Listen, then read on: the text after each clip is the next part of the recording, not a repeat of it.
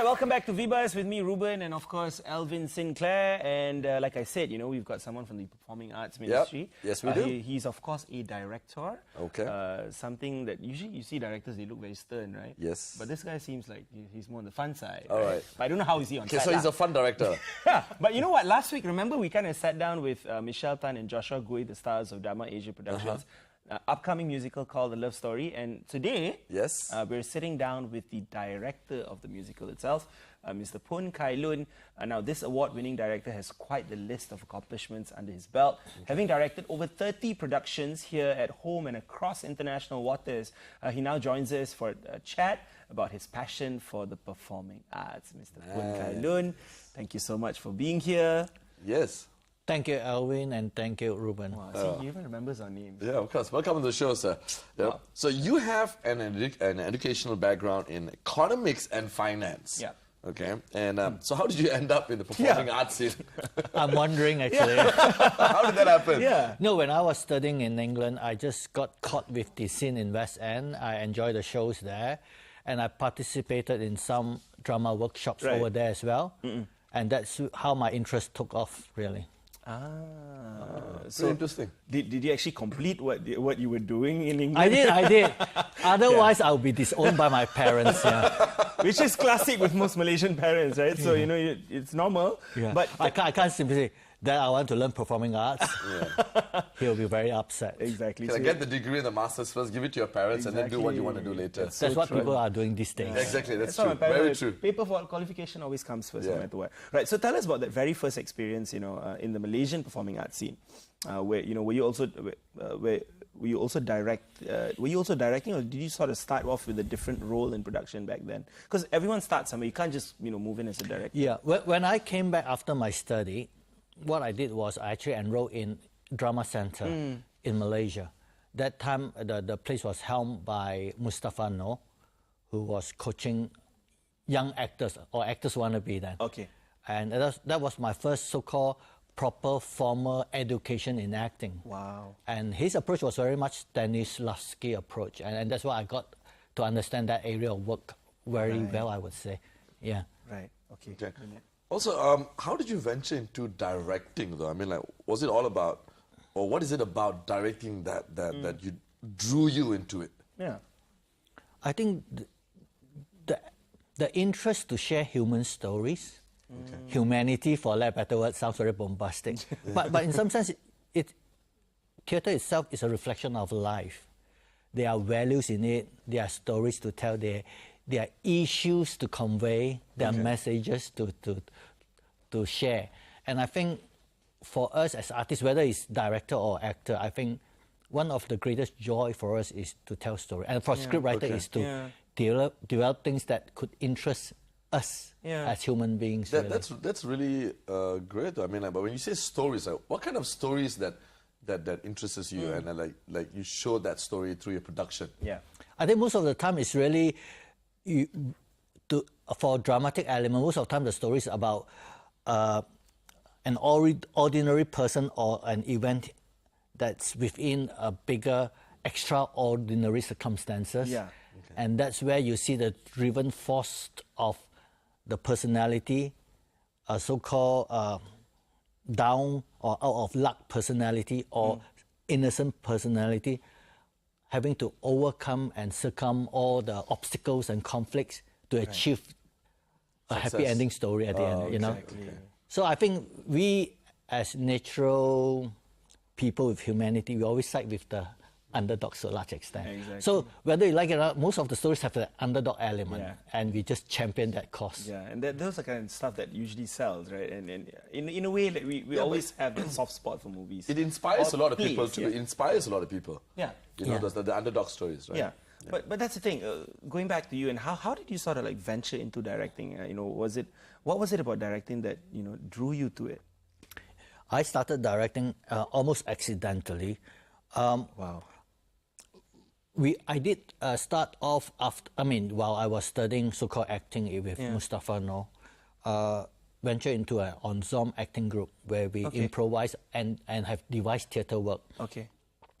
And that one was more like everyone chipping in ideas how to present it. And after that, what happened was I took a break and then eventually joined Dama when Dama was founded. So I would say I'm like a semi-co-founder of Dama. Okay. And at that point, it was just a music group. And from there on, I realized that, there is perhaps a lot of possible dramatic element that can be incorporated into just performing music. Yeah. And because of my experience with theatre, eventually I talked to the music director, maybe you could do some narrative element or even like develop part of your performance to have some dramatic story to tell. Yeah.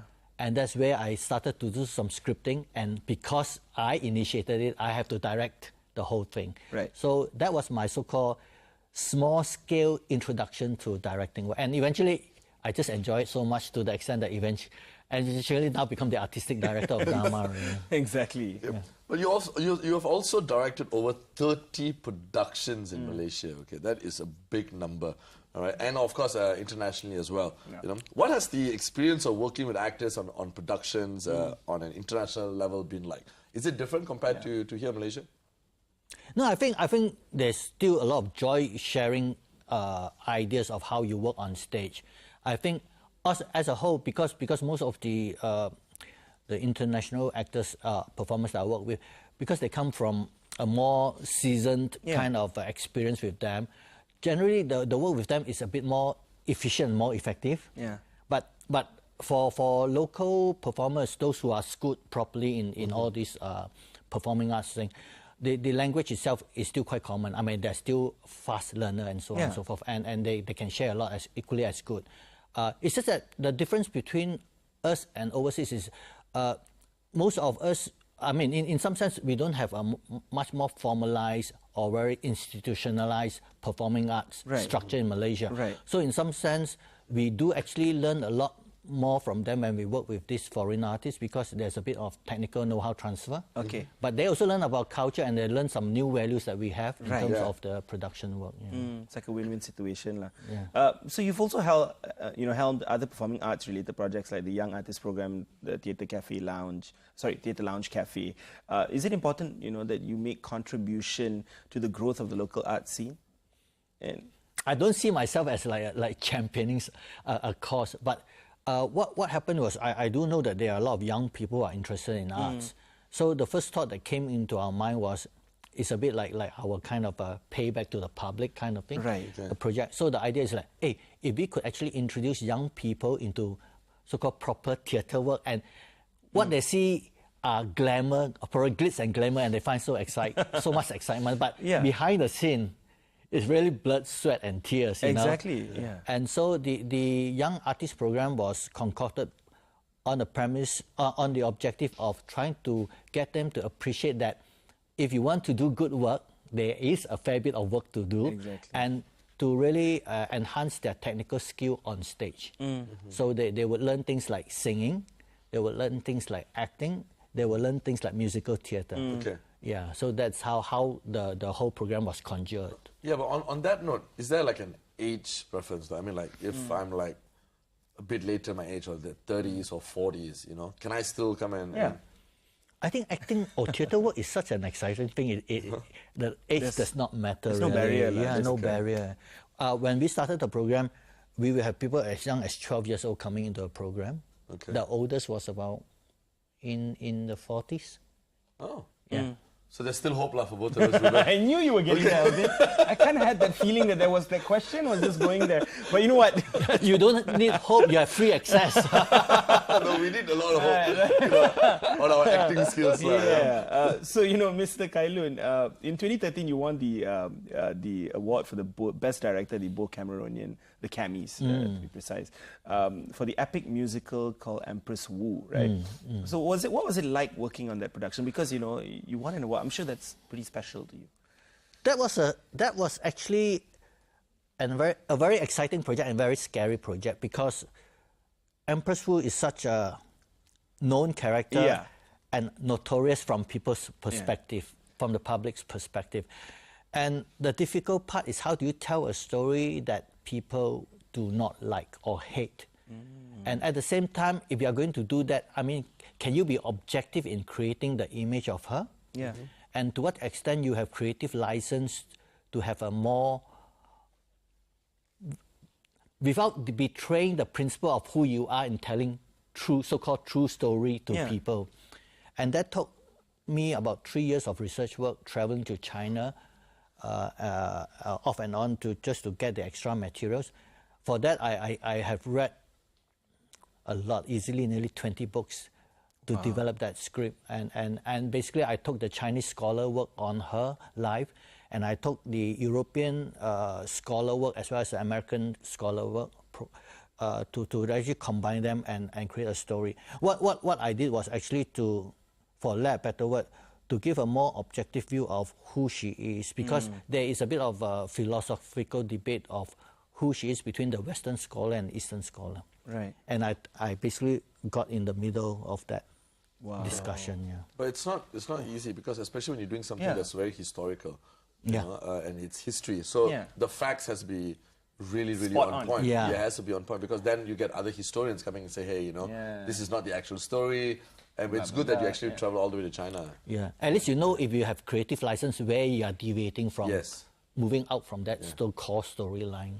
Right. So for we need to defend ourselves just in case. Yeah, that's very true. So speaking of from one musical to another, The Empress Who to The Love Story.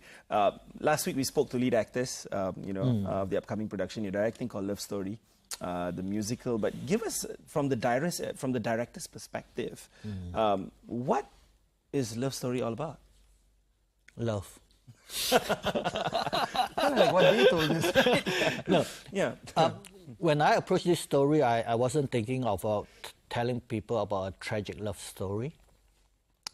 I want to celebrate love in this direction, and also it's an affirmation of love. Yeah. The bigger concept of it is that love transcends the physical space of our existence, you know, and it enters into the next realm. Right. You know, So it's in the mind and in the heart. Okay, great. Wow. So very deep. So this love story, I don't understand what that is. Very deep. You've got to watch it to understand it. Yeah. But speaking about that, you know, where can we catch this? I mean, like, when is this happening and where? Well, we are staging this show in KLPAC. Okay. It's from the 10th to the 18th of this month.